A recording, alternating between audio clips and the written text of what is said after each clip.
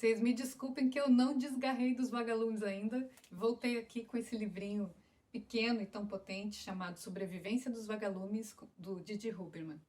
No vídeo passado, eu falava da questão das imagens totalizadoras, de grande clareza ou de profunda obscuridade. E ainda que isso nos encerra, nos torna a coisa toda muito absoluta e difícil de a gente se mover, de manter, por exemplo, alguma esperança numa cena dessas, né? Com uma imagem dessas.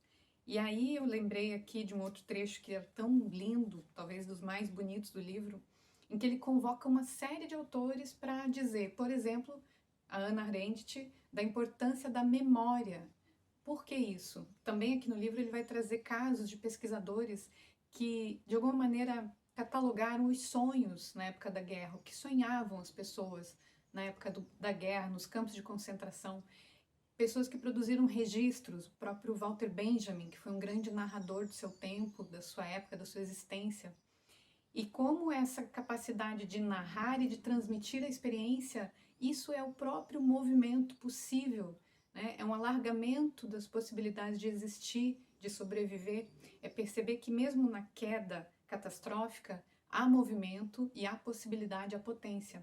Então a Hannah Arendt vai trazer aqui, ó, seria ainda preciso que a memória fosse uma força e não um fardo. Ela vai falar de uma força diagonal, que é a própria esperança que se constitui desse contato do passado com o futuro, e que ela é uma força potente. Tal seria, para finalizar, o infinito recurso dos vagalumes, sua retirada, quando não se tratar de fechamento sobre si mesmo, mas de uma força diagonal, sua comunidade clandestina de parcelas de humanidade, esses sinais enviados por intermitências, sua essencial liberdade de movimento, sua faculdade de fazer aparecer o desejo como o indestrutível por excelência. E aqui ele cita o Freud, inclusive, que lá nos anos 1900 vai dizer que esse futuro presente para o sonhador é modelado pelo desejo indestrutível, aquilo no sujeito que não cessa.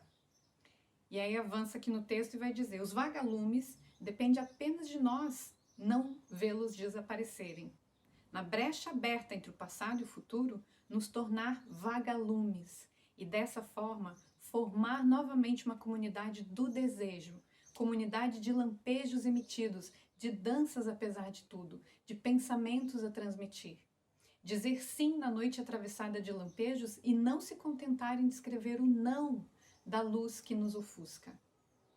Tudo isso tem a ver com a organização do nosso pessimismo.